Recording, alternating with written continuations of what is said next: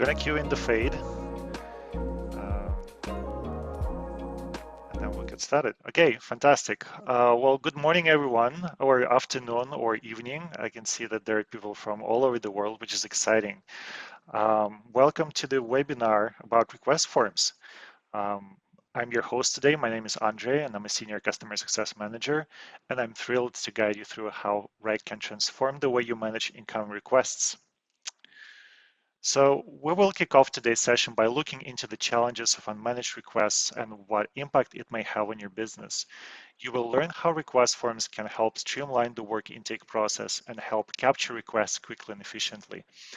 I'll take you through the process of building with the forms, including mapping responses to different fields, applying conditional logic, sharing request forms externally, and streamlining incoming requests with automations. Finally, there will be Q&A in the end where you'll be able to ask any of your questions. And by the way, keep the questions coming through the chat or the Q&A section. I will be reviewing both, but that would be closer to the end, okay? So in the meantime, I'm going to start with the story here and introduce you to Jamie. Jamie is a marketing manager at Bright Spark Innovations. It is a small but ambitious company that specializes in affordable and user-friendly smart home devices. It's a very bustling environment with multiple departments constantly sending requests for new campaigns, graphics, product launches even. Every day, Jamie is bombarded with emails and Zoom calls, quick messages about various requests. So the chaos is very real. Each request comes in a different format, often missing crucial information, and Jamie spends hours trying to clarify details, and important tasks sometimes slip through the cracks. I'm sure some of this sounds really familiar to you. So let's dig deeper into the symptoms here to understand why this is problematic for Jamie and Bright Spark Innovations as a company. So first of all, the marketing team frequently receives overlapping requests from the sales, product development, and customer support teams. Without a centralized system, tasks often get duplicated, leading to wasted time and resources. Additionally, there is no clear method for prioritizing the tasks.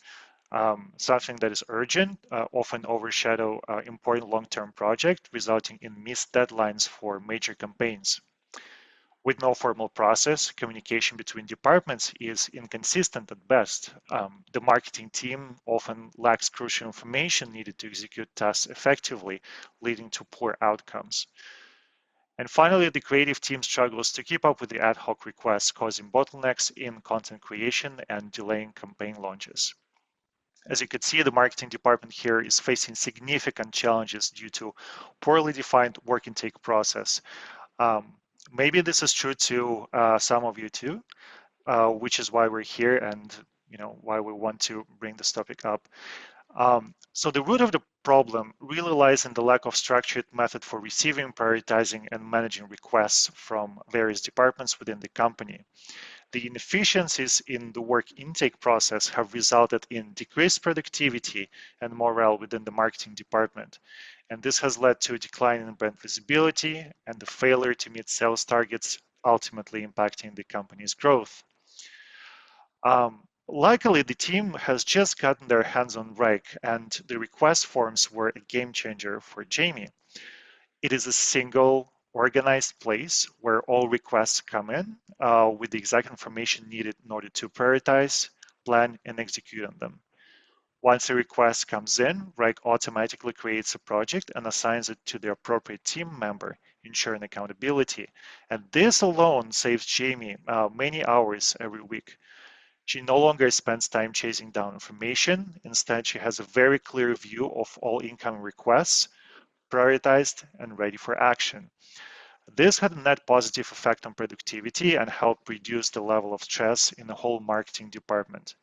So today we're going to explore how you can achieve the same clarity, efficiency, and the rest of the benefits. So we'll jump straight into the demo where I'll take you through setting up a request form in Wrike and all the settings you'll need to use in order to take full advantage of it. So I will be switching now to my demo account, and let me introduce you to this workspace here. This is a workspace for the marketing team. I have made some preparations for this session, but not too many. I have a very basic folder structure where I have a backlog, folder for campaigns, and for social platforms here. But mostly we'll be just using backlog, and this is where we're going to be capturing our incoming requests. I also want to point out that I have a couple of custom fields here that I will be using throughout the session. So these custom fields include a project type. Additionally, I have, let me see here, if I can bring it up. So I have the asset type, budget, go live date, and priority fields. So if you're unfamiliar with custom fields, they are used to capture any additional but important information about your tasks or projects here. So to give you an example for the project type, I am using options like campaign, event, social media, content creation, design review, product launch, or other, right? And then for something like a budget, this is going to be a numeric field that the user can fill out. And then for, let's say, go live date. So that specifically is a date type of question. So we're interested in capturing the desired go live date that we could then properly map into one of our tasks in our project. Okay, with that explained, let us jump into the actual build. So in order to build a request form, you're going to need a space admin permission, right? You need to be an admin for a particular space in which you're going to be building a request form. We reached out to you with the understanding that you might have that level of permissions here. So I'm more than confident that most of you will be able to do this. So on the left-hand side in the sidebar, under the space, you'll be able to find the space overview button, and next to it, there is this gear icon called space settings.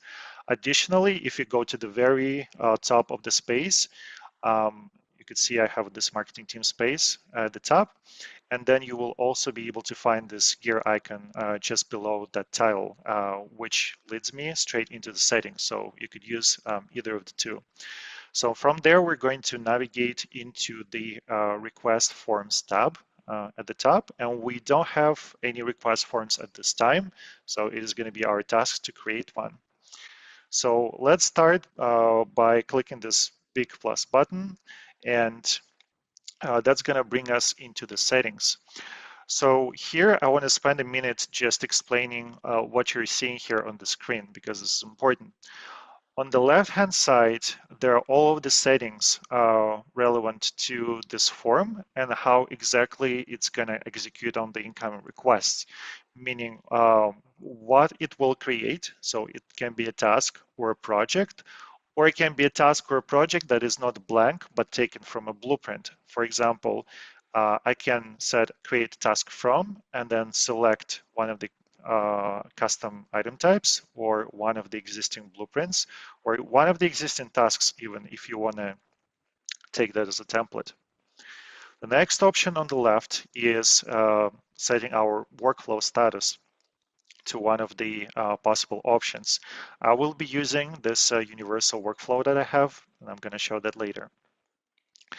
Then you need to decide where you're saving the output to, who the form is being assigned to. Remember that automation piece, so we can actually automate this a little bit. We can even create approval. So if you need to approve on any incoming request, that can be anything, right? So it does not have to relate necessarily to marketing. It could be a legal use case. It could be something else. I know there are many companies that are heavily regulated for whatever reason, and they might need to have approval at the top. And then we have an option to reschedule the dates around a certain task. So think of any kind of milestone in your project that could be like a go live date for a certain campaign around which we could reschedule the whole thing. And then we also have options for kind of visibility of the form, whether we want to make that available to individuals inside your Wrike account, everyone or select ones, or no one at all, but being able to share that externally with, let's say, external stakeholders who don't have access to your Wrike account. And then what happens on the right-hand side is effectively the way the form is going to be structured for the end user. So it's going to contain all of the questions, all of the options. For example, if you give a certain selection, and yeah, what's going to happen when one of the or the other option is selected. So conditional logic. Let us start by filling out the form with certain questions. So the form I'm building is a bit of like a universal marketing form that can be used for different project types. So it can take in campaigns, events, social media, and so on and so forth, right? So first thing I want to start with is actually on the left, I'm going to enable availability through public link. And the first box under that is require respondent's name and email. So if you make the form available externally, you can actually check that box, require respondent's name, in which case it's going to be adding those two fields for the name and for the email, just all by itself, right? You don't have to do anything other than check the box. You can only just rename the field, maybe provide certain description if you want to clarify for the requester what that is about. So let's move on. And the next thing we want to ask about is the project name. So I'm going to create a question here on the right-hand side. The way I do that is click the plus button in the center and select the type of question. As you can see, there are multiple types of questions here. And I'm going to explain some of them, but most of them are really self-explanatory. Because this is a project name, it's typically just a single line of text. So we're going to select single line and type in project name into that. Any question in the form we can make required. So to do that, we will find this toggle on the bottom of the question, answer required. Just press that, make sure this is in green, and this is it.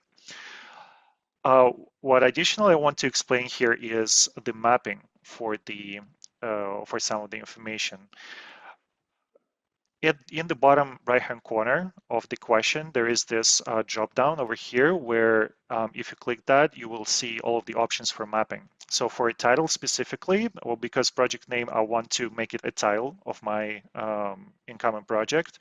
I want to specifically map this to the title, but not the description. So I have that kind of option. So I'm going to map the project name into the title here. The next one is interesting. I'm going to be creating a question for the project type. So that's going to be my single answer type of question. And for the single answer, if you recall in the very beginning, I told you that I have a custom field with certain options that I can choose from. So instead of recreating this whole bunch of options here in the question itself, what I can do instead is use a custom field as options. And for any single answer question, you will see this link over here that says use custom field as options, right? So I'm going to click that, and it will suggest me any of the single select custom fields in my account. So my job is to select the one that is correct. In this case, this is project type. So I've selected project type, and you could see it immediately pulled all the different options here for this question, which is exactly what I wanted. So I'm going to make this one also like answer required. And now if we take a look at the mapping options, the answer to this question not only goes into the description, but also in that project type custom field, which is exactly what I want, by the way, because that's going to facilitate the reporting for me. Let's move on here, and I'm going to add another question. So the next one is going to be a simple paragraph type question for the objectives. So here we just expect some plain text, nothing too crazy. And another question similar to that, that's also going to be a paragraph, is going to be about target audience. We're going to also make that required. Moving on, I want to create a question for the desired go live date. Okay, and what I want to do next is I want to use that reschedule around option, because I have this go live as a milestone in my, so for this I have a template actually, and in that template I have a milestone. And so I want to reschedule everything around that milestone. So what I want to do next is use this reschedule around function, which can be found on the left-hand side. So I'm gonna select, let's see, I want to use parent task due date for this one. To reschedule, add a due date question. So I'm going to do just that. And there is a link for me to add that type of question. So that just worked exactly as I imagined it would. And I want to type in the question, desired go live date, and make it required. As you can see, it is automatically mapped to the due date.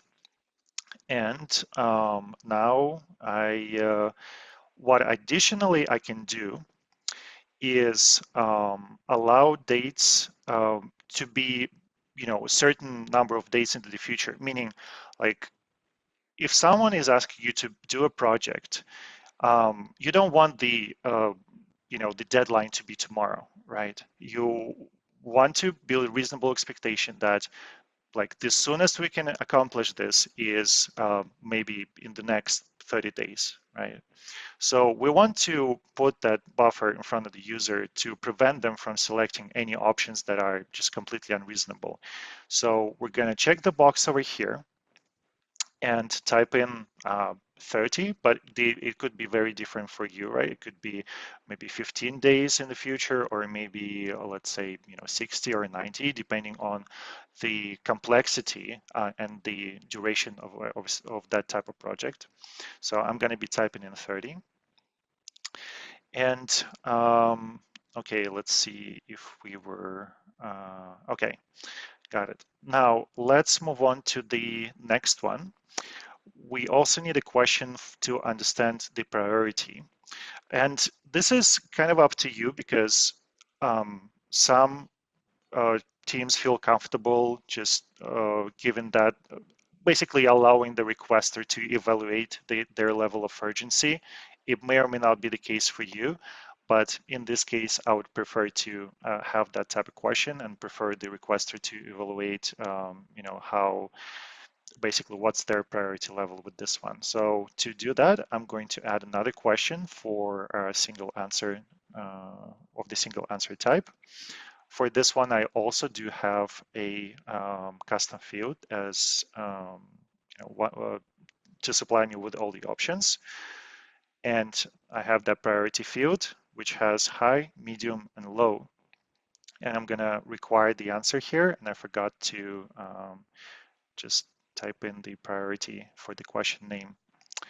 Okay, so that goes into the description and the custom field. I have one more question to ask here, and that question is whether or not the budget was approved. So for the budget, so let me think about what, I believe this one also should be a single answer. So I'm going to type in, is budget approved? And the options are going to be yes or no. Now, something new I want to do here, and I want to bring your attention that this is in fact possible now, because it's a relatively new functionality that was recently added. You can ask conditional questions based on the options selected in the form. So if the answer to the is budget approved question is yes, I want to branch out and add a follow-up question that's going to be a number type of question because we're going to be asking about the exact budget that was approved. So I'm going to type in specify the budget. And that's going to be my option for when the yes is selected on the is budget approved question. If no, we can leave that be. We can clarify that later. So that's one of the ways to conditionally ask more questions about something that you want to clarify about. What else the form can do? I will not be demonstrating this today because that's going to require me to build quite a complicated form. But you can also redirect users conditionally to a different page in the form where you can ask even more clarifying questions.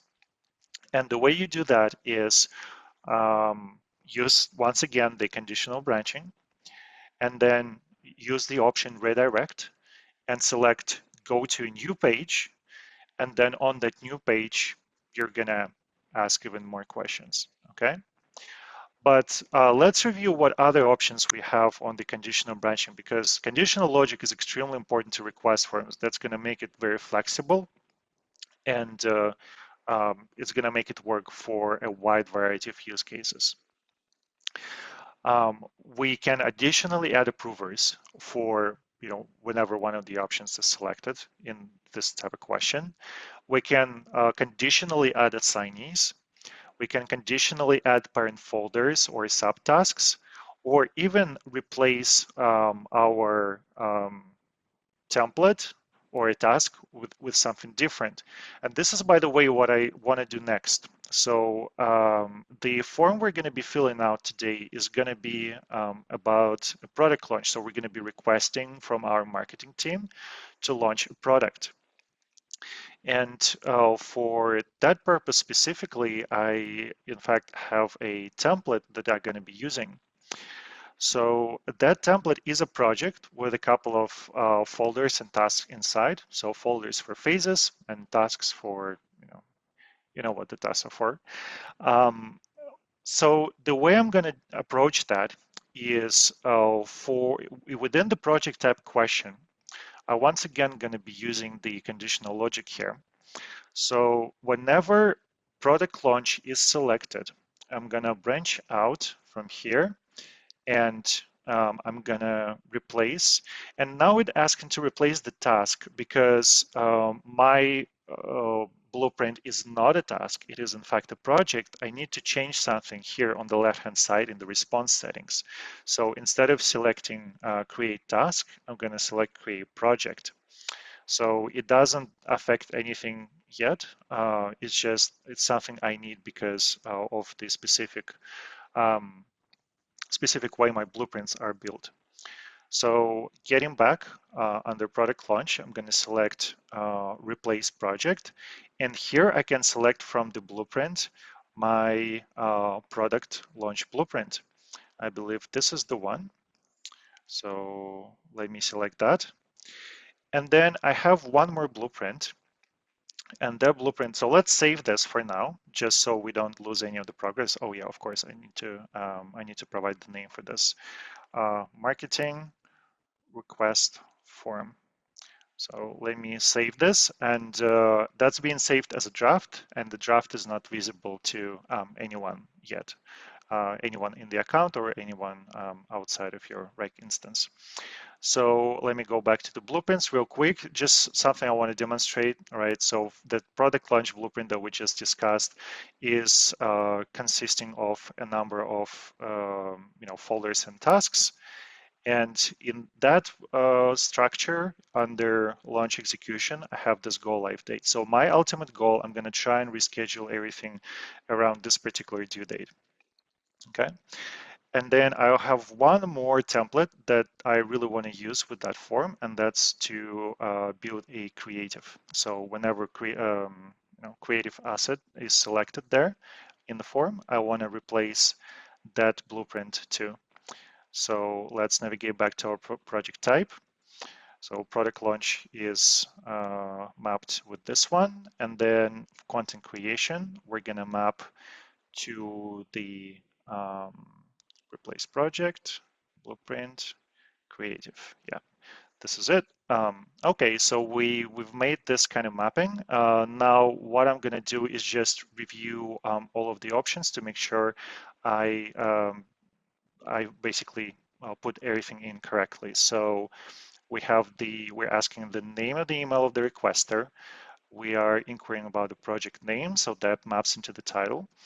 Project type allows us to now replace project with one of the blueprints that we prepared. We make this answer required and mapping the information to both description and the project type. The objectives and target audience are just paragraph fields, so nothing crazy there. Desired go live date is mapped to the due date. And we have the priority question that pulls from a custom field with all the options. And we have budget approved single select field that conditionally pulls an additional question that asks to specify the budget that was in fact approved. So this is basically the form that I wanted to build. Now let's review once again the options on the left and fill them out as needed. So first, we're going to set the status to our universal workflow for this marketing team. So whenever the new work comes in, I want that to be in the new status. So I want to have that freedom to basically review and evaluate and discuss. After then, we could move into schedule and resourcing. But yeah, we're going to start it new. The next thing is important, like where do you save the incoming request? Marketing team space, in this case, is just not good enough for me in the sense that I don't want to just drop into the root of the space. Instead, I want to select that backlog folder. So on the left under Save To, I'm gonna specifically select backlog under marketing team space. And if you're unsure if the folder that you're looking at is the correct one, you can hover over that and you could see that on the right, I have this little tooltip that comes up that kind of expands on my full path to that object. So it says marketing team space / backlog. So this just confirms to me that this is the one I'm going to need. The next option on the list is to select an assignee. And for this assignee, remember we had Jamie as a marketing manager. So we're gonna assign that to Jamie as soon as that comes in. We're not going to be creating an approval at this time. That's going to be, I guess, a topic for a separate conversation. So let's just keep that for now. And talk once again about the form visibility. So I'm going to make this form available to both kind of users of our workspace, because in that same workspace, we have other teams that have their own spaces. And because those are different teams in this company of ours, I want them to be able to access my form and request work from me.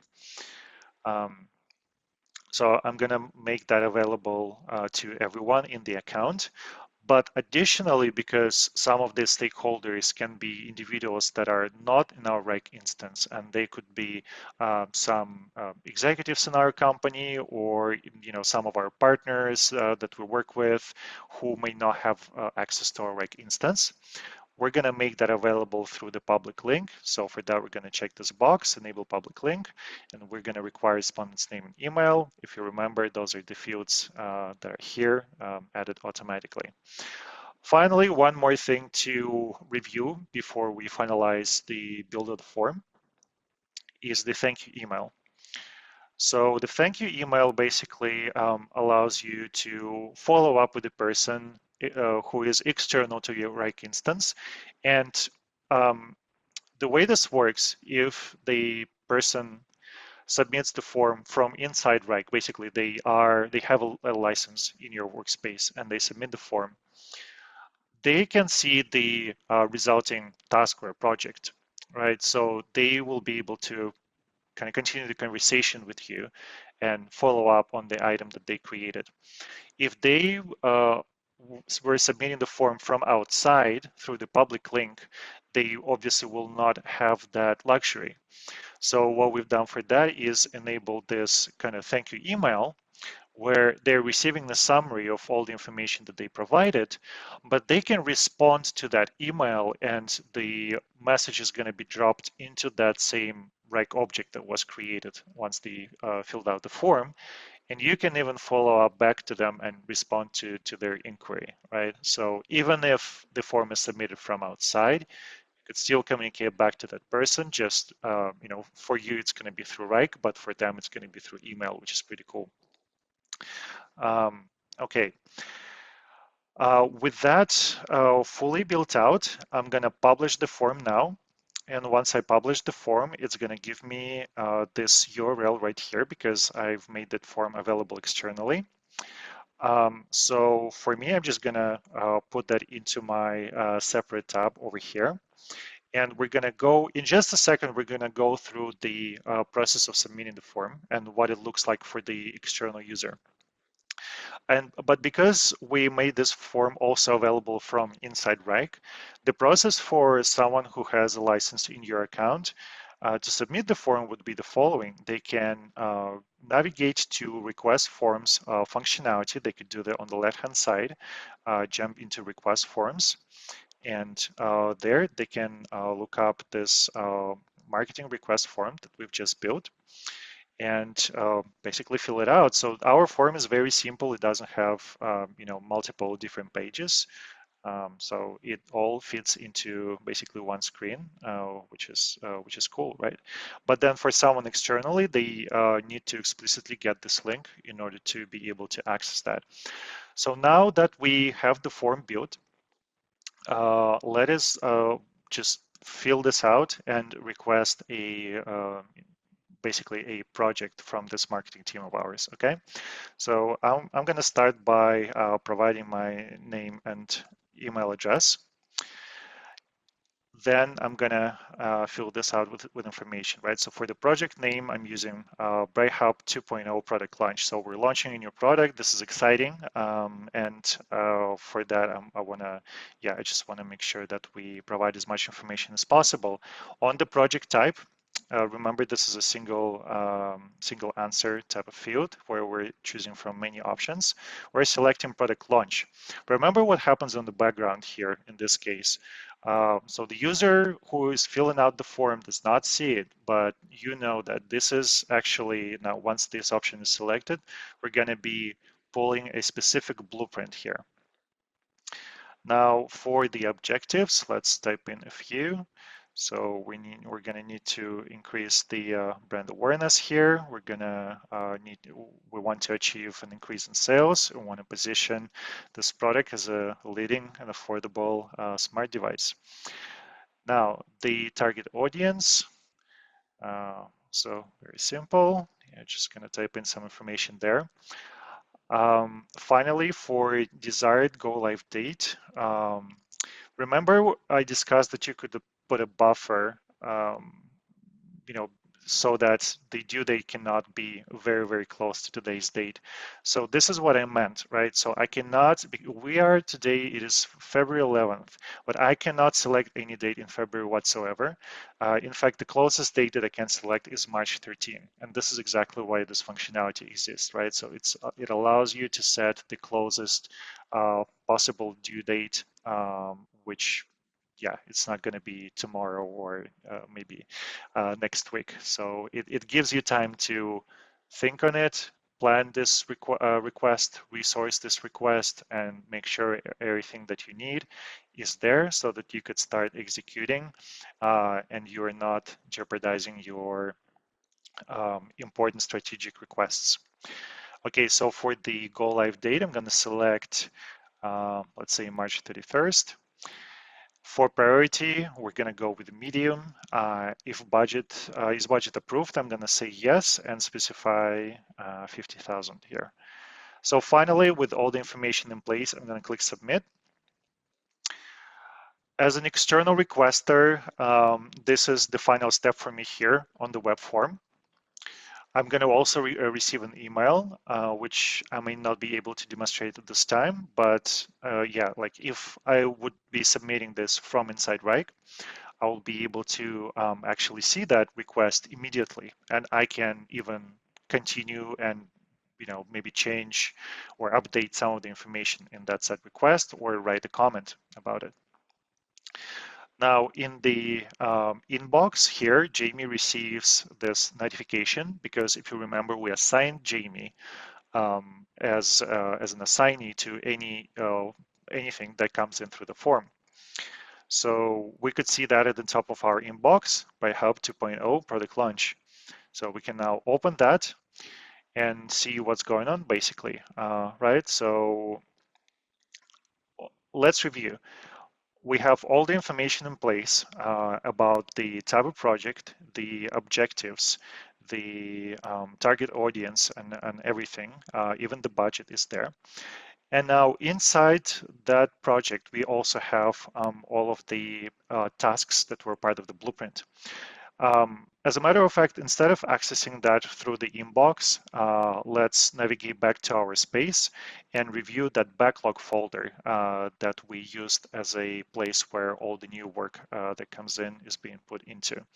So this Bright Hub 2.0 product launch came in, and this is our structure for our product launch.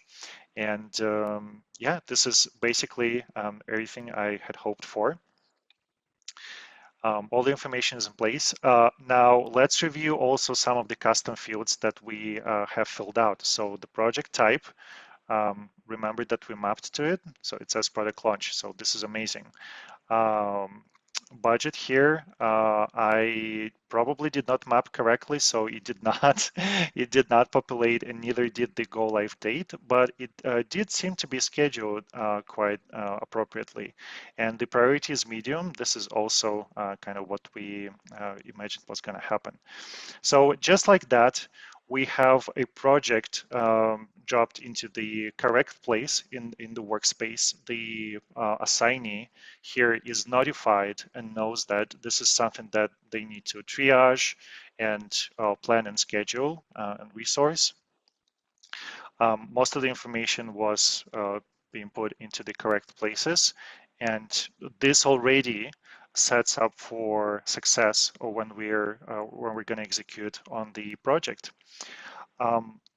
One additional thing I want to point out, if you want to take this one step further in terms of automation, something I suggest doing is going back to space settings and to automations. We're going to set an automation rule that's going to, and this is just in the spirit of ensuring that nothing falls through the cracks and ensuring that everyone who needs to know about this kind of project is always notified. So we're going to build a custom rule that's going to be targeted specifically at our backlog kind of folder. And so let's select a new project, and then we're going to choose a location. That's our backlog folder. So we need to select here what happens. So basically, what's going to be our trigger? The trigger in this case is going to be new item created, and that includes anything that comes in through the form that counts as new item created. Okay. We're not gonna use any conditional logic in the automations, but for what we're going to do here, as far as actions, we're going to add a comment or mention, and this is the part where you can select either specific people or particularly project owners or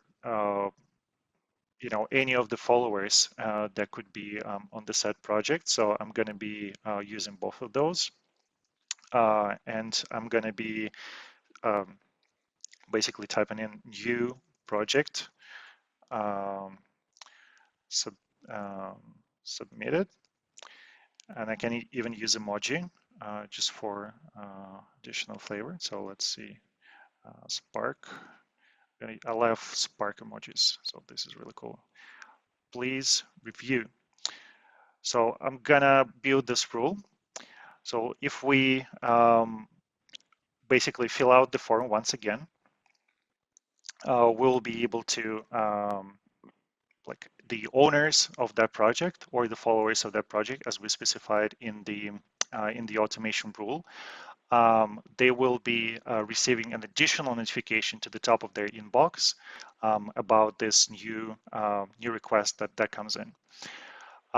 And basically, this is most of the things that I do want to discuss for today. So just very quickly, let's recap what we've been able to achieve so far.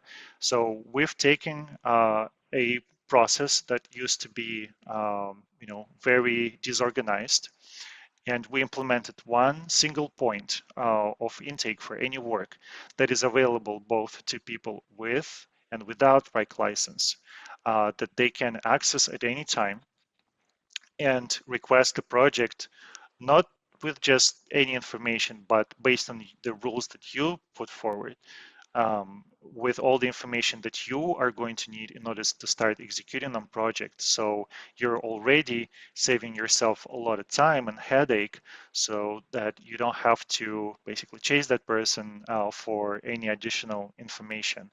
It is all in place. And if something is lacking for whatever reason, if the person requesting this is internal, you could see just something else that is cool that I wanted to show you. Remember how we discussed that the form can be external or internal? We have these two, so just above the comment section on the project that came in, we have the internal comment box and email to requester box. So email to requester only comes up when the form is filled out from outside, right? So someone with a public link filled out that form and provided their contact information. So this just allows us to follow up with that person and ask for more details if needed. But it's not going to be through any different channel. The point is that all the information stays nicely in Wrike, available to everyone. So that's how effectively you organize the process. Okay, I think we've covered most of the things we wanted here. So with that out of the way, let's go into the Q&A section. So I'm opening the floor for the questions. Feel free to ask anything you're curious about. I really encourage you to clarify any doubts and discuss maybe how you plan to apply these practices in your daily work. But yeah, if there are any questions, I saw something in the Q&A section, but nothing in the chat. So first question is from Anna. Is there any plan to add rich text formatting to the request form description? I know this is something that has been mentioned many times in the community. Yeah, this is a great question. I don't believe this is in the immediate plans of our product teams, but I will absolutely let them know that this is still something that's being needed. And of course, requests like this we discuss on the community.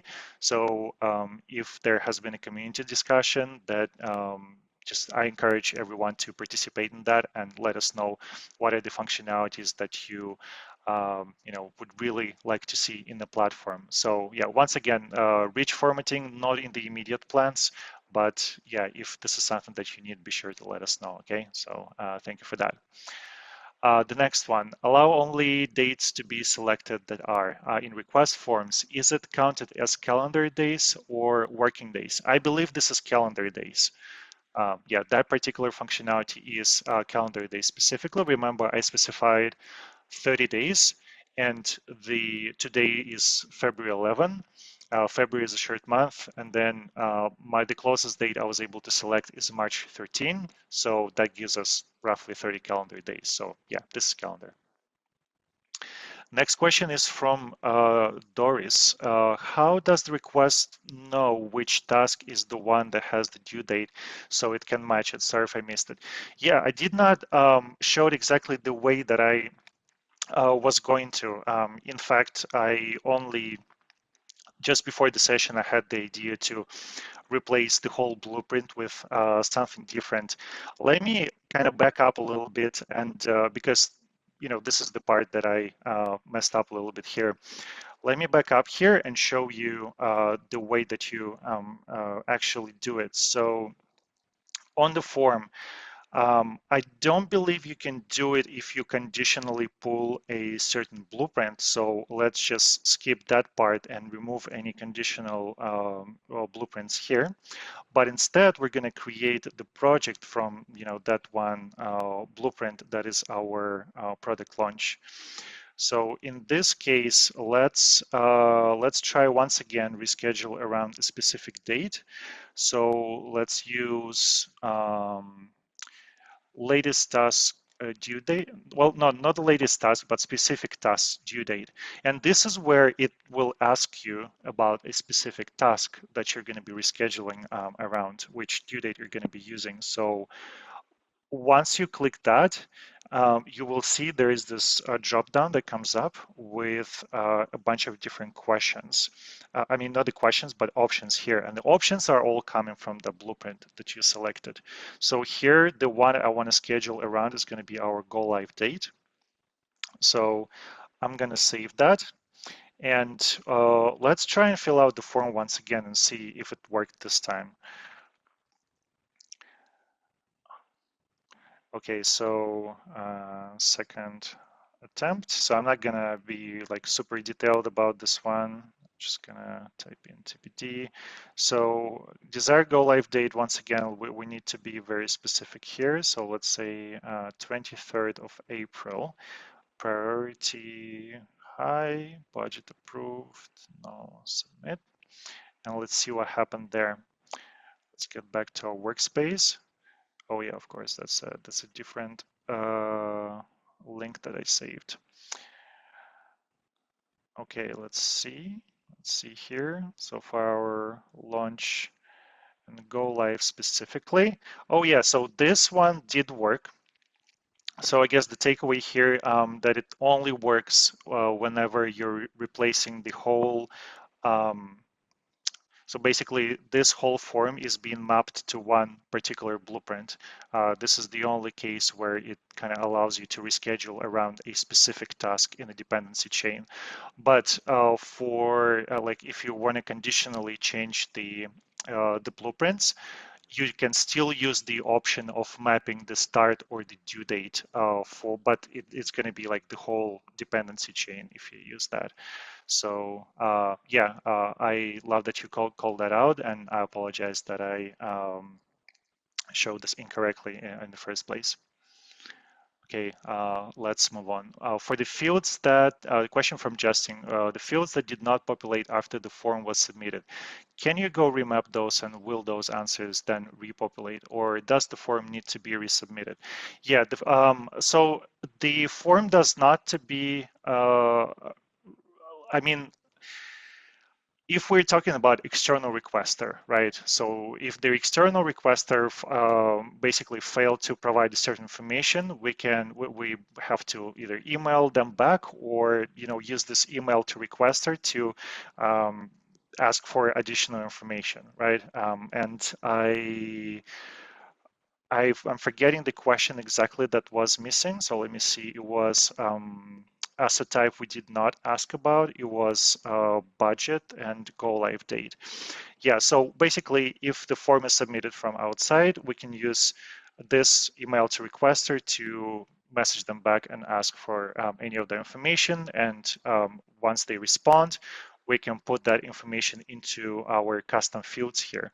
So the way you access custom fields is there's this drop down next to status assignee date row, and then there you'll see kind of more fields, and in more fields. So I have tons of them here. It's a test account, and but from here I can access any of my fields here. So I don't need request form necessarily to fill that out for me. I can do that at a later time as long as I have the information. Or like from here, if I have this table view, I can also fill it out from here. But if you feel like you can, of course, ask the requester to resubmit the form and provide the information. But if I want to fix that for good, if I want to fix that for the future, I absolutely need to go to my request form settings, and I need to make sure that I mapped everything correctly. So I the only thing that like for this additional question, like specify the budget, um, I what I needed to do realistically, and I totally forgot to do that, is I needed to additionally map the answer to my budget custom field. So it was going to the description, and I completely forgot the part, but I needed to put that into my budget as well. So that's how you fix it for good. But once the information came in, you don't need to resubmit really in order to populate that. Next question is from Monique. Can a form go through multiple approvals and then notify or add a task to one person once approved? Can a form go through multiple approvals and then notify or add a task to one person once approved? Yes, I believe that's possible. The way you do that is not through, so you can add an approval through request form settings. Remember what I showed you earlier, where you go into the request forms and at the left-hand side, you have this create approval setting. So you could do that, and that's going to add an approval immediately as soon as the form is submitted. But if we're dealing here with multiple rounds of review and approval, I would rather recommend that you do the following. You're going to need to have those review stages assigned to some of your workflow statuses. So for example, let's say that I have review one, let's say review two as my two approval stages. And I am going to put them right here at the very top of my workflow. And so I'm going to add approval here, and I'm going to add approval here. So one second. Yeah, just like that. Of course, I needed to fill that out with more options. But let's say I have this kind of process where the request comes in through the form, and it goes through the couple of steps of stages of review. And then once that happened, we can notify a specific person once approved. So in order to achieve that, so we have those steps in our workflow already. So what I would do is build an automation rule, and the automation rule would go like this. So we're going to apply that to the project in our, it's going to be still the backlog folder, most likely, but not necessarily. When this happens, status changes too. So in this case, I want to monitor status changes. But additionally, if you have just one review stage and you can make it a bit more simple, where there are also approval triggers. So approval finishes with a decision.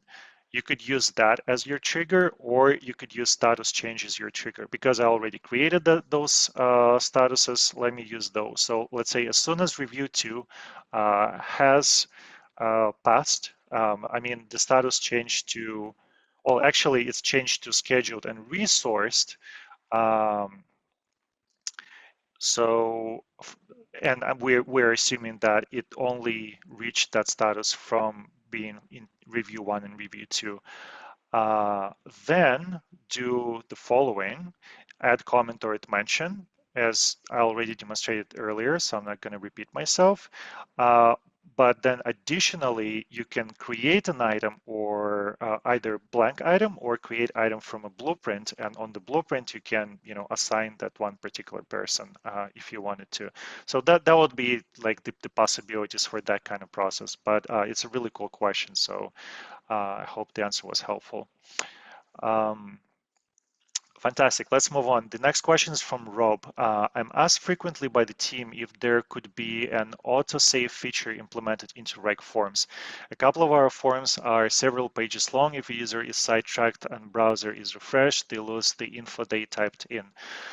I understand you so much, and this is something we also like. It happens to us internally. We here use our product a lot, and this has just happened to me basically last week. I was filling out the form. I closed my laptop.